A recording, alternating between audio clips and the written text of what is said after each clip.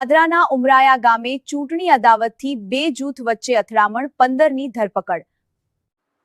વડોદરા જિલ્લાના પાદરા તાલુકાના ઉમરાયા ગામે બે જૂથ વચ્ચે ઉગ્ર અથડામણ સર્જાઈ હતી।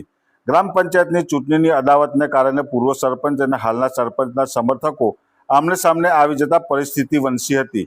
બંને પક્ષ વચ્ચે થયેલી બબાલમાં સરપંચ અને પૂર્વ સરપંચ સહિત 4 લોકો ઈજાગ્રસ્ત બન્યા હતા।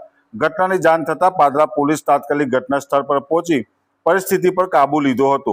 પોલીસે રાયોટિંગના ગુના હેઠળ ગુનો નોંધી બંને પક્ષના કુલ 15 લોકોની ધરપકડ કરવામાં આવી છે।